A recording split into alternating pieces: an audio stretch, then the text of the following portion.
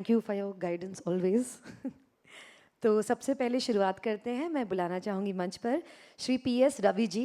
I request you to please join us on stage. ज़रा ज़ोरदार तालियों के साथ स्वागत करते हैं इनका।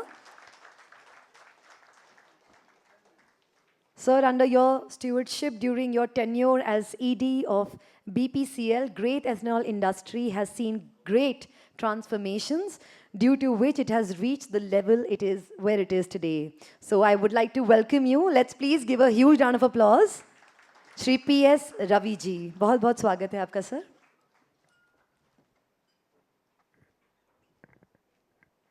Thank you very much. Good evening, everybody. Thank you, Doctor, for having me here today. To the entire GEMA team and to all my dear friends, my colleagues, of course, Anurag, Vineet, all of you, Prashant, all of you from the oil industry, and most importantly, nice to see such a big gathering of grain distillers together. When we reflect back, I think Anurag will also accept that way back in 2018, when we were looking at the ethanol blending program, we always would focus only on sugar. We had, the contribution of the grain industry would be limited to that extent. So when we were drawing up the program as to how do we scale up ethanol blending, and that too across the country, the biggest challenge was across the country. Otherwise, we had ethanol availability in only 3 states, UP, Maharashtra and Karnataka, but then the demand was that if ethanol blended petrol of a particular percentage is to be made available, it has to be pan-India. Only then the vehicles could be made, and then, we have these vehicles across the country. It's just an unbelievable journey from 2018 to today, when from a few grain distillers, today we have in multiples of hundreds. And I really commend, I really admire the entrepreneurial capabilities of our grain distillers. I think Dr. Jain had very nicely put it in his address, that you all rose up to the occasion, stepped out of the cities, moved across the country, and today we have a situation where what quantity of ethanol is required in each of the state is now being made available from within the state. So hats off to each and every one of you. You have helped the oil industry, you have helped all of us in actually ensuring that now, in fact, somebody was asking me just the other day that, are you still getting ethanol? Because normally from July onwards, we used to have great difficulty. We used to keep running around, कि कहाँ पे हमें ethanol मिलेगा? And today we are in a situation where we have demonstrated that if we promise that we are going to deliver 20% blended petrol across the country, it will be at every nook and corner of the country. It will be delivered without exception. And entire credit to all of you. Entire credit to all of you. So this is the support which you have given to the oil industry. The second big thing which you have achieved, me and Dr. Jain, we always keep bouncing off thoughts with each other and share experiences, and we always think, what should we do next?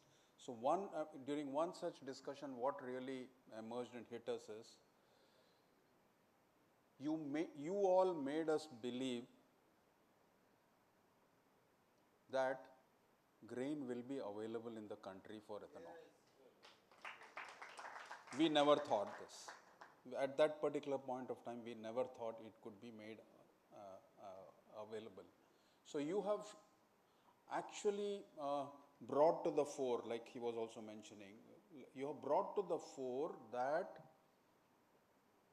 latent potential which is available in the country, which was not really noticed, maybe others were noticing, but definitely and was not very comfortable or confident that it could happen.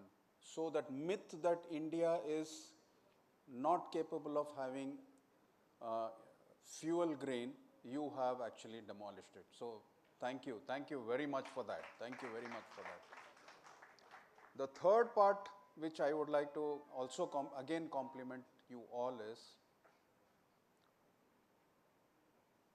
you have built the confidence in our farming community that you will stand by them, you will support them in embarking on this journey of growing grain for the fuel.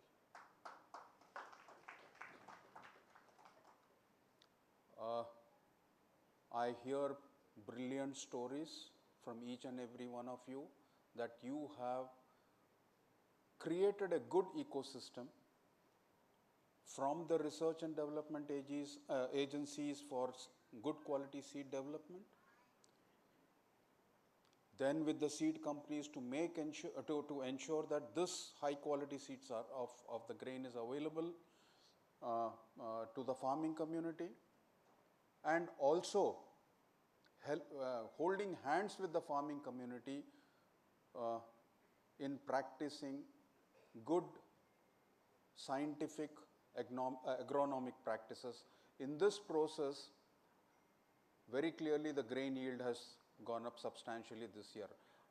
In fact, I was having a conversation with somebody who was telling that, the ethanol blending program has resulted in import of corn substantially, underline substantially. So I just gave some statistics that we require, given the current contracted quantity, Vinith, you can correct me, of around 500 to 550 crore liters of corn,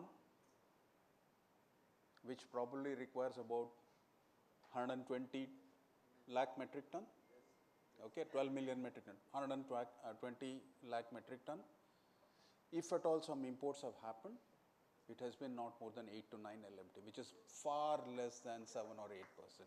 So it cannot, so let's not be under any illusion that there is an impact of this ethanol blending program on the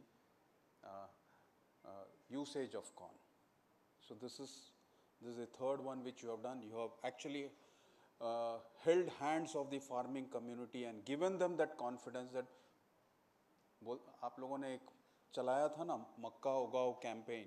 So this has helped the farming community across the country. So good agricultural practices are now being adopted in the country, particularly for corn. So that's entire credit to you. And the fourth one which you have done is you have also created a confidence in the minds of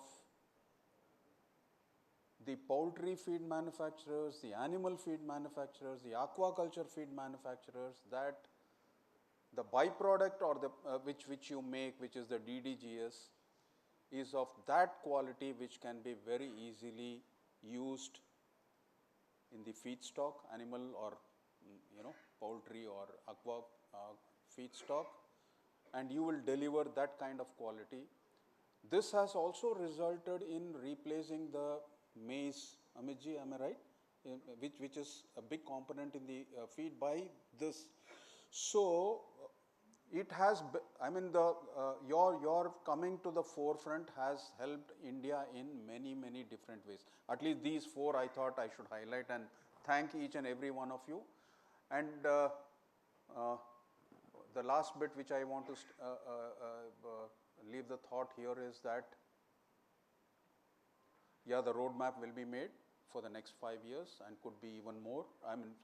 The roadmap will continue to be made, but definitely very shortly that should be out.